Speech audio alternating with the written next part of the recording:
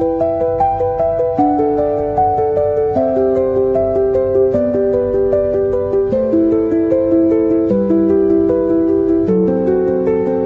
And welcome back to coders world academy.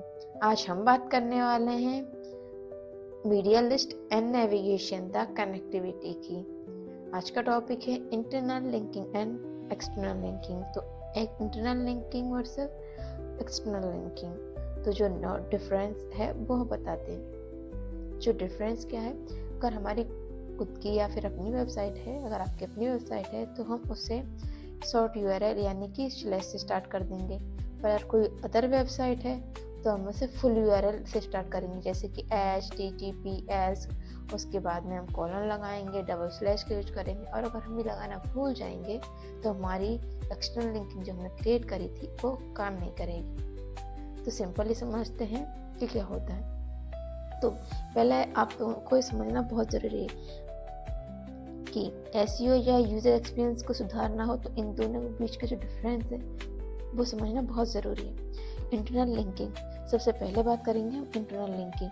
तो जैसा नाम से ही पता चल रहा है कि जब आप वेबसाइट के एक पेज को दूसरे पेज से जोड़ते हैं, जिसे इंटरनल लिंकिंग कहते हैं। जैसा कि आपको यहाँ दिख रहा होगा, मेन पेज है, उसे हमने about us, services, contact us और ब्लॉग से जोड़ दिया है।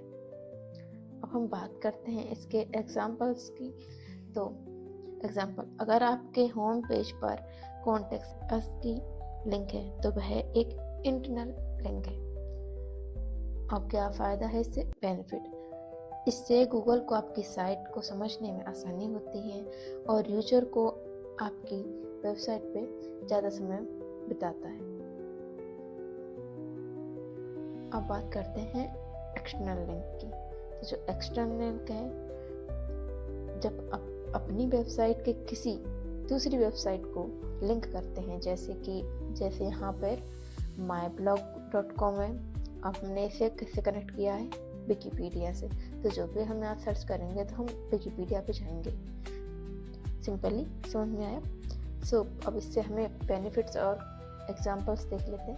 तो जब भी जैसे कोई ब्लॉग राइट किया है हेल्थ डाइट के बारे में या मीडिया स्टडी के बारे में, मेडिकल स्टडी के बारे में, एनीथिंग, तो आपको जब भी कोई भी लिंक जो भी हमने विकिपीडिया से किया है तो आपको वहीं पर जाकर आपका आर्टिकल विकिपीडिया में मिलेगा। तो बेनिफिट्स क्या हो जाता है? तो साइट की विश्वसनीयता यानी कि क्रेडिबिलिटी बढ़ाता है, क्योंकि आप सबसे अच्छे सोर्स का इस्तेमाल कर रहे हैं या हवाला दे रहे हैं। तो सिंपली अब हम इन दोनों लिंकों को विजुअल स्टूडियो में रन करके देखेंगे। यहाँ पर सिंपल हम अपने ओपन टेक्स्ट का यूज़ करेंगे, ओपन टैग, इसके बाद में हम एक्सक्लेमेशन मार्क और डबल स्लैशेस, इसके अंदर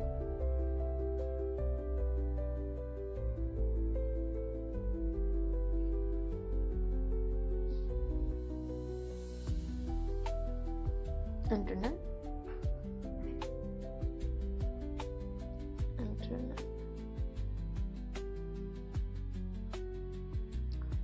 अब यहाँ से हम शुरू करेंगे एक छोटी सी लिंक क्रिएट करना। तो इसके अंदर हम जाएंगे 88 के अंदर और यहाँ पर स्पेस और HREF, साथ में डबल कोट्स और स्लैश, हम लिखेंगे यहाँ पर अबाउट के बाद हम इसे क्लोज करेंगे और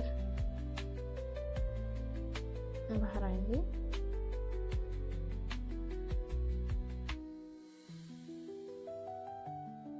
अबाउट अस, तो ये तो होगा यहाँ इंटरनल लिंक। अब बात करते हैं एक्सटर्नल लिंक की। तो सिंपल जैसे हमने इंटरनल लिंक करा है वैसे ही हम एक्सटर्नल लिंक को भी करेंगे। तो यहाँ पे एक्सटर्नल लिंक टाइप करते हैं,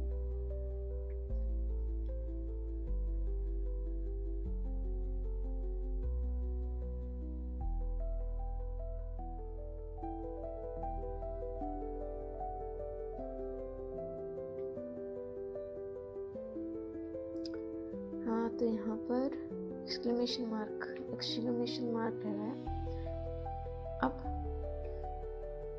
हम अपनी पेज को लिंक करेंगे। तो सिंपली ए टैग का, ओपन टैग का यूज़ करके और स्पेस के साथ हम बात करेंगे हाइपरलिंक को कनेक्ट करने की। तो हाइपरलिंक के लिए href and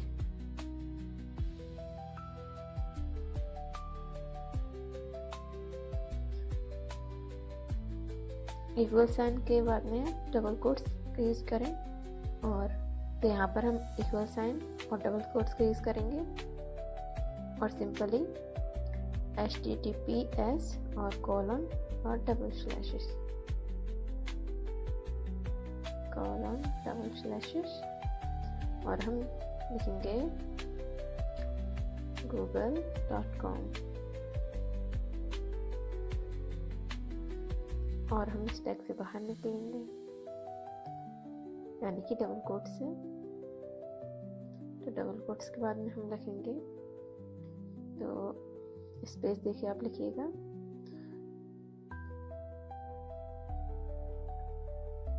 target equal sign double quotes, और यहाँ पर हम स्लैश का यूज करेंगे।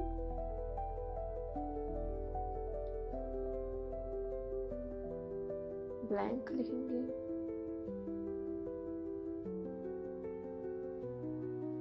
ब्लैंक के बाद में हम यहाँ से यानी कि इस वाले टैग से बाहर निकलेंगे और ओपन टैग के अंदर जाएंगे सेंटर में।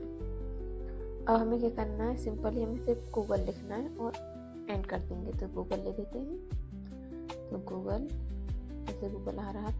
जो इंटरनल लिंक के लिए हम अक्सर रिलेटिव यूआरएल का यूज करते हैं। इंटरनल लिंक के लिए हम रिलेटिव यूआरएल जो कि स्टार्टिंग होते हैं स्लैश और अबाउट के साथ, और जो एक्सटर्नल लिंक है उनके लिए हमेशा हम ऑब्सोल्यूट यूआरएल यानी कि करेक्ट यूआरएल जो रहता है वैसा ही यूज़ करेंगे, जैसे का जैसा।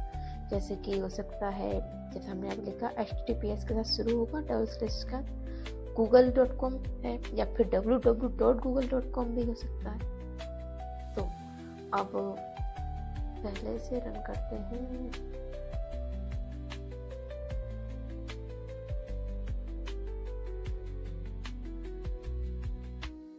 तो यहाँ से हम क्रोम चूज करेंगे और ये रन हो गया। तो सिंपल एक अबाउट अस का बना है और एक गूगल का बना है। यहाँ पे हमने एक लिंक क्रिएट करी, तो ट्राई करते हैं। तो क्योंकि हमने कुछ बनाया ही नहीं था, ये सिंपली।